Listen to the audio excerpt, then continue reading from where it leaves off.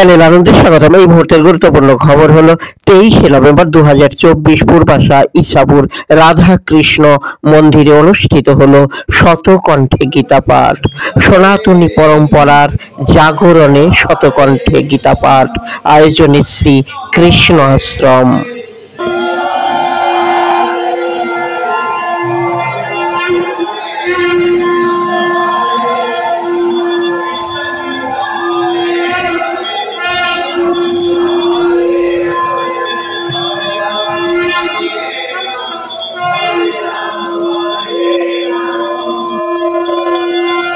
প্রদীপ প্রজ্বলনে অংশগ্রহণ করেন মহাদেব বসু।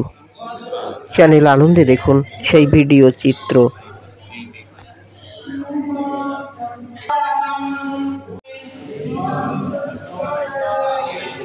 भक्तास्तं पर्युपासते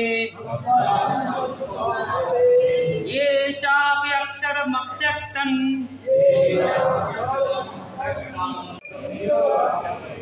ये नो विजते चया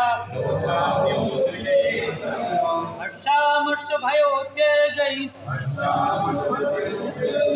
मुक्तो यस्य च मे प्रियः। শতকণ্ঠে গীতা পাঠ অনুষ্ঠানেও স্বাস্থ্য শিবিরের আয়োজন করা হয়। স্বাস্থ্য পরীক্ষা হয় এই শিবিরে। হরে কৃষ্ণ। এর মূল উদ্দেশ্য হচ্ছে সনাতনী পরম্পরার জাগরণ করা আর জগৎ কল্যাণের জন্যই এই শতকণ্ঠ গীতা পাঠের আয়োজন করা হয়েছে।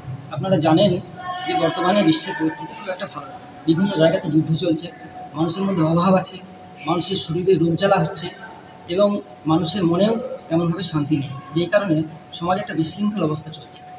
এই অবস্থা থেকে মুক্তি পাওয়ার বিভিন্ন উপায় আছে।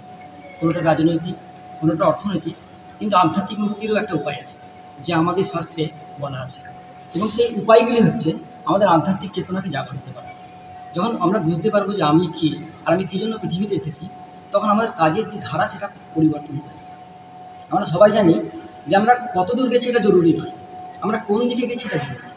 উপযুক্ত সংস্কার নিয়ে জগৎ কল্যাণের নিমিত্তে যখন আমরা কাজ করব, সঠিক দিকে কাজ করব, তখন জগতের সব কিছু আনন্দময় হবে। আর আমাদের সনাতন সংস্কৃতি এটাই শেখায় যে সর্বে ভবন্তু সুখী নয়, মানে সকলেই যেন সুখী হয়।